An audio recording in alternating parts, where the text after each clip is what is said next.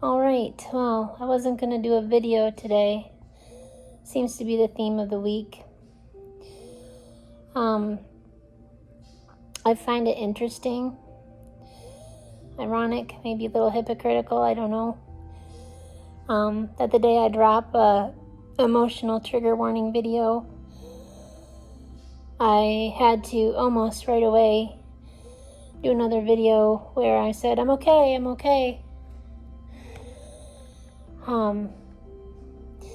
Most of the time I still am.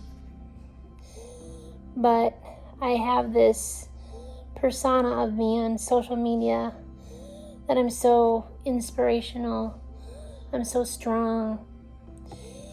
And in many cases that's true. But what I'm finding is I feel the time is getting nearer for my journey to end.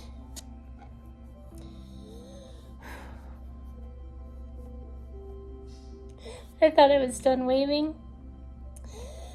I'm getting less strong. I think people associate openness with maybe being brave.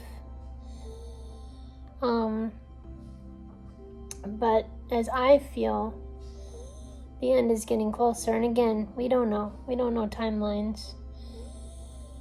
The biggest thing is it was true. I was in a lot more pain a couple days ago. And I don't have that pain, so that is true. And I did want to be very, very grateful for that. But I still am in a ton of what I call discomfort. It's like the discomfort you can handle, like if you have like a bad cold or something maybe. I've just noticed it's harder for me to breathe and to walk around more, and that is starting to ignite fear in my mind more. So how often am I scared? How often do I cry?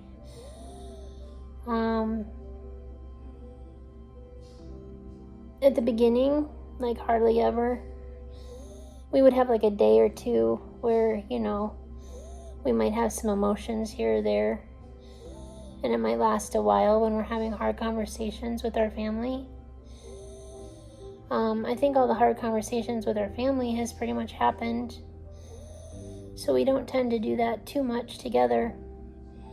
I'm not sure how much they do it on their own, to be honest. And that's another thing that I want to talk about. Like, this isn't just the Jenny show. Death lives in the house with my husband, with my son, with my roommate. It lives with any family member that thinks about me. So anyway, I just think my topic, I'm winging this. I don't have notes. It's just something I've been thinking about. How I've been holding on to other people's hopes and expectations of me, about how strong I am or about how inspirational I am, and feeling the need to comfort people, even if I'm the one going through, well, the path towards death, I guess. And as I get closer, I guess I want to be clear. I am not strong all the time. I'm not inspirational. Well, I guess that could be in the eye of the beholder. I guess it could take strength to give up everything. Your independence. I'm scared. As I watch my body atrophy, as breathing gets harder, I do wave more now than I have waved in the past 10 months. Is it a daily occurrence? I don't know. It might start to become a daily occurrence. I do get through the waves pretty quickly. That is true. It is true that I don't focus on the whole process all the time. It is true that most of the time I'm okay and keep myself busy, but I am finding that as I feel it gets closer, I do wave more and I do worry. And to me, I need other people to hang on to that strength for me during those times. So it's not just me being strong. It's all the people around me helping me be strong. You know, the people who live in my house that also live with death. You know, I think I've said in a previous video, it's almost like I feel like death is this apparition just sitting on my couch. You can't see it, but you know it's there. It's not scary, to be honest. I'm not afraid of the actual dying part, like when I die. I am actually afraid of the week or weeks before that, when I have to give up all control to everybody else to take care of me. You know, we're born as babies like that, and it's true, we go back to that. That's what I'm the most scared about. And so my caregivers and the people that live in my house have to hang on to that strength for me. But I still find it interesting that I'm trying to hang on to other people's comfort about my process. I'm still trying to reassure people how okay I am. But behind that, the real raw honesty is that I'm not always strong. Other people have to hang on to that for me. And I'm trying to let go of other people's, I don't know if like hopes or expectations is the right word. Their insecurities, their fears. I'm trying really hard to let that go. But being a mother, being a teacher, being someone who's open on social media, it's very difficult to do. And to just kind of worry about my own process. So yeah, I just kind of wanted to say I'm not always strong. Maybe people see me as inspirational because I am so open about the process. I am open because I do want people to know what it's like. It doesn't have to be as scary as people think that it might be. For the most part, I'm not afraid, but there are times I am. And there's times I'm not strong. And other people have to hold on to that strength for me and reassure me. And I'm trying to let go of other people's fears and insecurity. I thought it was, I don't know if ironic or whatever.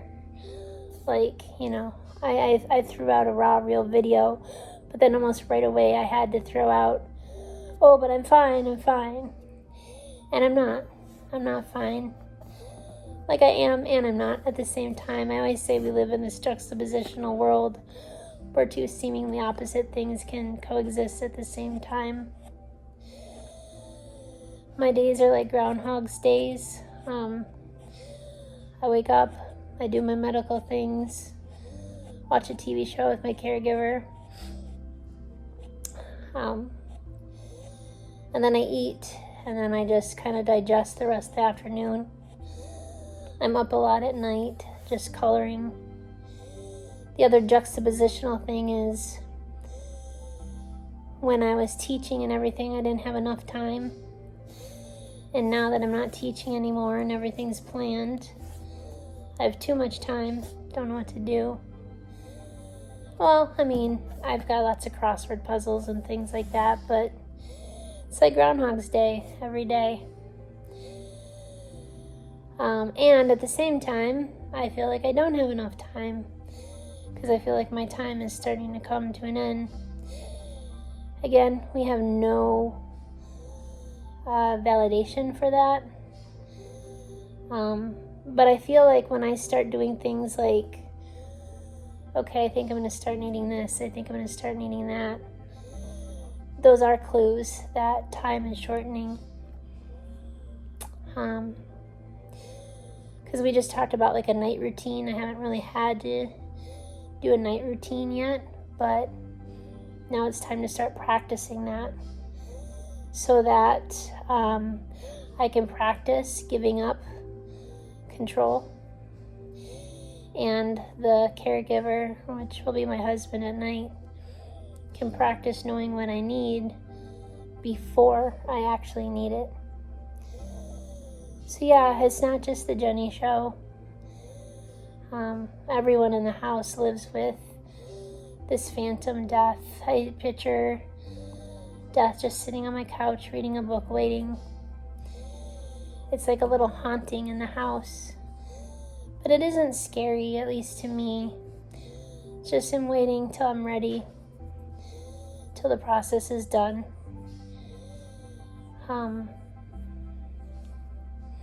Yeah, you can tell when I ramble versus when I actually have bullet point notes. I think my main point, or a couple main points that I just wanted to get off my mind, is that I'm not always strong.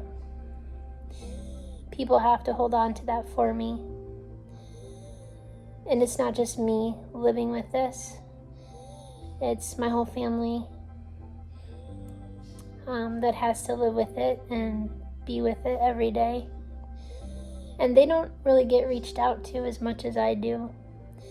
So, and sometimes I think they get, well, I don't know, maybe they do, and I just don't know.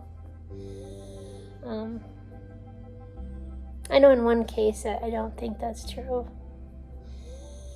Anyway, I want to be real, raw, and honest that as the time gets closer, I get weaker. Physically, mentally, and maybe there is some strength in getting weaker and surrendering and letting other people take over your body, your health, your well-being for you. That's what I'm most scared about. It is the ultimate trust fall. The ultimate trust fall. So I just wanted to say that I'm not always brave.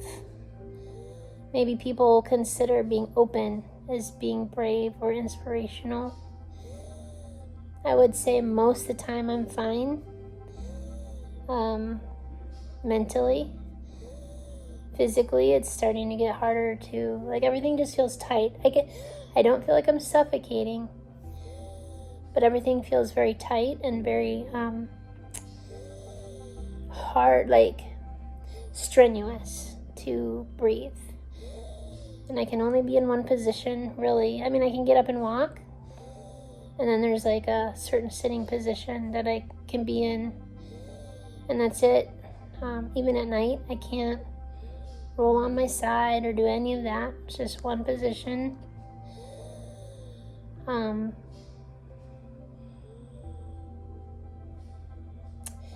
And I think this video is probably longer than what I thought it was going to be. Just that I can kind of feel in my heart as the time comes closer, because there's not much to atrophy left.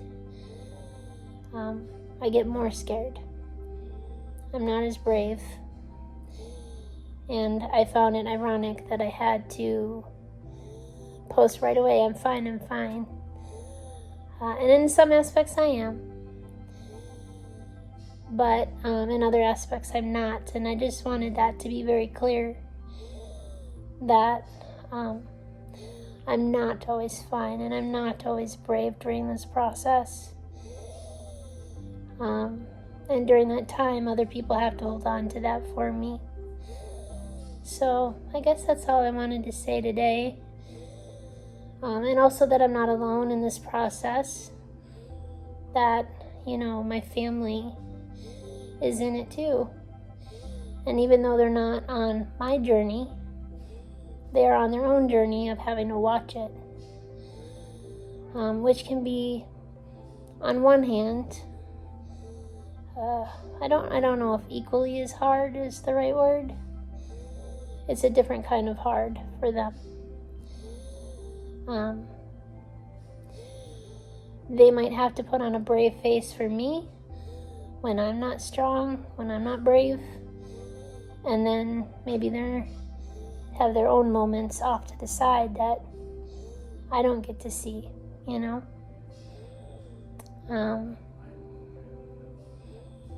And it's okay not to be brave all the time or to be strong. It's okay to have other people hold on to that for you when you can't. But I just wanted to make that clear, that's what I was thinking about, how ironic or interesting it was that when I dropped a raw, real video, I had to feel the need to drop another one that I'm okay.